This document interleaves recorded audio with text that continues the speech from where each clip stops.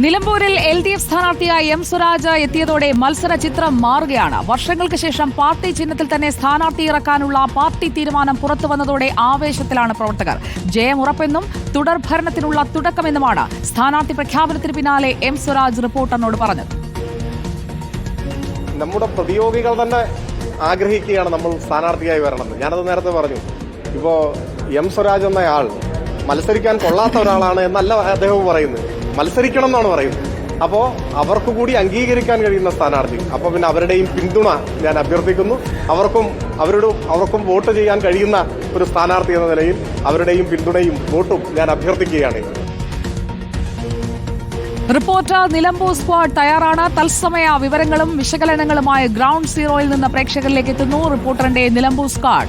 നമുക്ക് ആദ്യം മുബഷിർ അക്ബറിലേക്ക് പോകാം. Good evening Mubashir Akbar. അങ്ങനെ കാത്തിരുന്ന പോരാളി എത്തിയിരിക്കുന്നു. അത് മറ്റാരുമല്ല M. സ്വരാജ് എന്ന തീപ്പൊരി നേതാവാണ്. സ്വരാജിന്റെ വരവ് സ്വരാജ് എന്തേ വരുന്നില്ലേ എന്ന് ചോദിച്ച ആളുകൾക്ക് കൂടിയുള്ള മറുപടിയായി മാറുകയല്ലേ?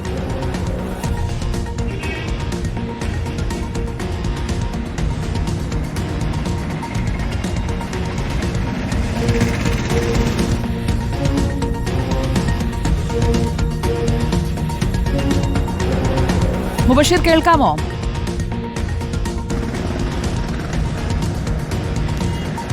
തീർച്ചയായും സുജയ പാർവതി, ഇടതുപക്ഷത്തെ സംബന്ധിച്ച് ശക്തനായ ഒരു സ്ഥാനാർത്ഥിയെ തന്നെയാണ് ഇത്തവണ നിലമ്പൂരിലേക്ക് ലഭിച്ചിരിക്കുന്നത്. നമുക്കറിയാം, ആദ്യഘട്ടം മുതൽ തന്നെ തെരഞ്ഞെടുപ്പ് ചർച്ചകൾ ആരംഭിച്ചത് മുതൽ തന്നെ പാർട്ടി മണ്ഡലത്തിലേക്ക് നിയോഗിച്ച CPM സംസ്ഥാന സെക്രട്ടേറിയറ്റ് അംഗം സ്വരാജ് കഴിഞ്ഞ കുറേ മാസങ്ങളായി മണ്ഡലം കേന്ദ്രീകരിച്ച് പ്രവർത്തിക്കുന്നുണ്ടായിരുന്നു. CPM-നെ സംബന്ധിച്ച് ഇതൊരു അഭിമാന പോരാട്ടം കൂടിയാണ്. മറുവശത്തെ PV അൻവർ ഉയർത്തുന്ന വെല്ലുവിളികൾ എങ്ങനെയും മറികടന്നുകൊണ്ട് അഭിമാന പോരാട്ടത്തിൽ വിജയിച്ചേ തീരൂ. പാർട്ടിയുടെ സ്ഥാനാർത്ഥിയുമായി ബന്ധപ്പെട്ട ചർച്ചകൾക്ക് തുടക്കം കുറിച്ച ഘട്ടത്തിൽ തന്നെ ഇവിടെയുള്ള പ്രാദേശിക ഘടകങ്ങൾ തന്നെ സ്വരാജ് തന്നെ മത്സരിച്ചാൽ അത് മുതൽക്കൂട്ടാക്കുമെന്നൊരു അഭിപ്രായം നേതൃത്വത്തോട് പറഞ്ഞിരുന്നു. പക്ഷേ ആദ്യഘട്ടത്തിൽ സ്വരാജ് അതിന് എതിർപ്പ് അറിയിച്ചിരുന്നെങ്കിലും ഏറ്റവും ഒടുവിൽ കിഴക്കൻ ഏറനാട്ടിൽ വർഷങ്ങൾക്ക് ശേഷം പാർട്ടി ചിഹ്നത്തിൽ തന്നെ സ്വരാജിനെ മത്സരിപ്പിക്കാൻ പാർട്ടി തീരുമാനിച്ചിരിക്കുന്നു എന്നുള്ളതാണ്. ഒരുപക്ഷേ ഏറ്റവും ഒടുവിൽ ശ്രീരാമകൃഷ്ണനായിരുന്നു നിലമ്പൂരിൽ പാർട്ടി ചിഹ്നത്തിൽ മത്സരിച്ചിരുന്നത്. അന്ന് അദ്ദേഹം ആര്യാടൻ മുഹമ്മദിനോട് പരാജയപ്പെട്ടിരുന്നു. അതിനുശേഷം വർഷങ്ങൾക്കിപ്പുറമാണ് M. സ്വരാജ് പാർട്ടി ചിഹ്നത്തിൽ നിലമ്പൂരിൽ മത്സരിക്കാൻ പോകുന്നത്. കിഴക്കൻ ഏറനാടിനെ സംബന്ധിച്ച് CPM-നെ സംബന്ധിച്ച് വലിയ ചരിത്രമൊക്കെ തന്നെ വർഷങ്ങൾക്ക് മുൻപേ പറയാനുണ്ടാകും. വിപ്ലവ നക്ഷത്രമായിട്ടുള്ള കുഞ്ഞാലിയുടെ നാട്ടിൽ ഏറെക്കാലം കോൺഗ്രസിന്റെ സമ്പന്നതനായ നേതാവായിരുന്ന ആര്യാടൻ മുഹമ്മദ് തന്നെയായിരുന്നു കോൺഗ്രസിനെ പ്രതിനിധീകരിച്ച് വിജയിച്ചിരുന്നത്. പിന്നെ ഏറ്റവും ഒടുവിൽ 2 തെരഞ്ഞെടുപ്പിൽ സ്വതന്ത്ര പരീക്ഷണത്തിലൂടെയായിരുന്നു മണ്ഡലം CPM നിലനിർത്തിയിരുന്നത്. എന്തായാലും ഇത്തവണ PV അൻവർ പൂർണ്ണമായും ഇടതുപക്ഷത്തെ വിട്ടുകൊണ്ട് UDF-നെ പിന്തുണക്കുമെന്ന രീതിയിലുള്ള ചർച്ചകളൊക്കെ തന്നെ സജീവമായ ഘട്ടത്തിൽ കൂടിയാണ് M. സ്വരാജിനെ CPIM പ്രഖ്യാപിച്ചിരിക്കുന്നത്. ഒരു ഭാഗത്തെ വികസന പ്രവർത്തനങ്ങൾ ചൂണ്ടിക്കാണിച്ചുകൊണ്ട് തന്നെയാണ് ഇടതുപക്ഷ ജനാധിപത്യ മുന്നണി വോട്ട് തേടാൻ പോകുന്നത്. വോട്ടായി മാറി വിജയിക്കുമെന്ന പ്രതീക്ഷയിൽ തന്നെയാണ് ഇടതുപക്ഷം മുന്നോട്ട് പോകുന്നത്. അവിടെയുള്ള പ്രവർത്തകരെ സംബന്ധിച്ച് വലിയൊരു ആവേശം തന്നെയാണ് ഇപ്പോഴത്തെ സ്ഥാനാർത്ഥി പ്രഖ്യാപനം എന്ന കാര്യത്തിൽ ഒരു തർക്കവുമില്ല. മലപ്പുറം ജില്ലയിലെ പോത്തുകല്ല് പഞ്ചായത്തിലെ ഭൂദാനം സ്വദേശിയാണ് M. സ്വരാജ്. അദ്ദേഹം നിലവിൽ താമസിക്കുന്ന നിലമ്പൂർ മേഖലയിൽ തന്നെയാണ്. ചുങ്കത്തറ മർത്തോമ കോളേജിലെ പഠനത്തിൽ ആ കാലഘട്ടത്തിൽ തന്നെ SFI പ്രവർത്തനത്തിൽ സജീവമായി മുന്നോട്ട് വന്ന വ്യക്തിയാണ്. പിന്നീട് ആ പ്രവർത്തനത്തിലുടനീളം മുന്നോട്ട് പോയി SFIയുടെ മലപ്പുറം ജില്ലാ സെക്രട്ടറി ആയിരുന്നു. കാലിക്കറ്റ് യൂണിവേഴ്സിറ്റി ചെയർമാനായിരുന്നു. അഭിഭാഷകനാണ്. ഇപ്പോൾ CPM-ന്റെ സംസ്ഥാന സെക്രട്ടേറിയറ്റ് അംഗമാണെന്നൊക്കെ തന്നെ നമുക്കറിയാം.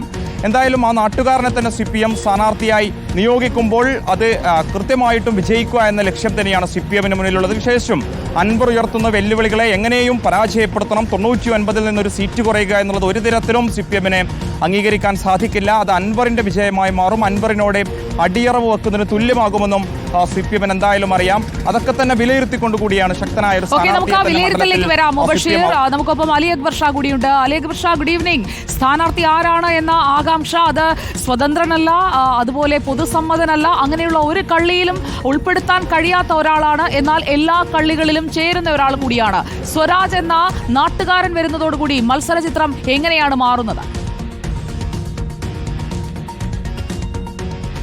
Good evening Sujiya. തീർച്ചയായും സുജിയ പറഞ്ഞതുപോലെ ഒരുപാട് പേരുകൾ പല ഘട്ടങ്ങളിൽ ഉയർന്നു കേട്ടു. അത് സ്വതന്ത്രനാകാം എന്നെല്ലാമുള്ള സംശയങ്ങൾ പല ഘട്ടത്തിലും ഉയർന്നു കേട്ടു. പക്ഷെ അപ്പോഴെല്ലാം നാട്ടിലെ പാർട്ടി നേതൃത്വത്തിന്റെ ആവശ്യമെന്ന് പറയുന്നത് ഇവിടെ ശക്തനായ ഒരു സ്ഥാനാർത്ഥി വേണം. ഇത്രയും കടുത്തൊരു രാഷ്ട്രീയ സാഹചര്യം നിലനിൽക്കുന്ന നിലമ്പൂരിൽ ഒരു സ്വതന്ത്രം നിർത്തുകയോ മറ്റേതെങ്കിലും മേഖലയിൽ നിന്നുള്ള ഒരാളെ പുതിയതായി കൊണ്ടുവരികയോ ചെയ്താൽ അത് ശരിയാവില്ല എന്നുള്ള ഉറച്ച നിലപാട് തന്നെയായിരുന്നു പാർട്ടിയുടെ നേതൃത്വത്തെ സംബന്ധിച്ചിടത്തോളം ഉണ്ടായിരുന്നത്.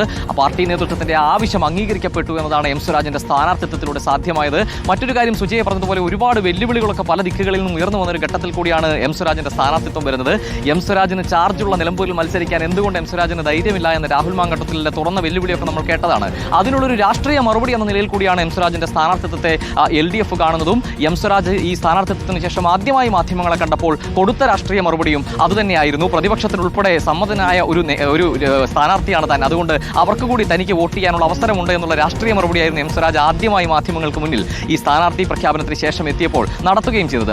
ഈ പ്രദേശത്തെ നിലമ്പൂർ മണ്ഡലത്തെ സംബന്ധിച്ചിടത്തോളം നോക്കുകയാണെങ്കിൽ നമ്മൾ നാട്ടുകാരോട് സംസാരിക്കുമ്പോഴെല്ലാം വലിയ ആവേശത്തിലാണ് ഇടതുപക്ഷ അനുഭാവികളുള്ളത്. കാരണം എം സ്വരാജ് മത്സരക്കളത്തിലേക്ക് വരുന്നതോടുകൂടി മറ്റെല്ലാ വെല്ലുവിളികളെയും അതിജീവിച്ച് ഇടതുപക്ഷത്തിന് ഇവിടെ ചെങ്കൊടി നാട്ടാൻ കഴിയും എന്നുള്ള ഉറച്ച പ്രതീക്ഷ തന്നെയാണ് പാർട്ടി പ്രവർത്തകരെല്ലാവരും തന്നെ പങ്കുവെക്കുന്നത്. പാർട്ടി നേതൃത്വത്തെ സംബന്ധിച്ചിടത്തോളം ആവേശം വർദ്ധിച്ചിരിക്കുക തന്നെയാണ് എം സ്വരാജ് കളത്തിലിറങ്ങുമ്പോഴേക്കും. സ്വാഭാവികമായും അൻവറിന്റെ ഒരു വെല്ലുവിളി നിലനിൽക്കുന്ന ഒരു ഘട്ടം, അതേസമയം ആര്യാടൻ ഷൗക്കത്താണ് UDFന്റെ സ്ഥാനാർത്ഥിയായി വന്നിരിക്കുന്നത്. അതിനെ എല്ലാം നേരിടാനുള്ള ഒരു ശക്തനായ പോരാളി എന്ന നിലയിൽ തന്നെയാണ് നിലമ്പൂരുകാരനായ എം സ്വരാജിനെ കളത്തിലിറക്കി LDF കളം പിടിക്കാനുള്ള ശ്രമം നടത്തുന്നത്.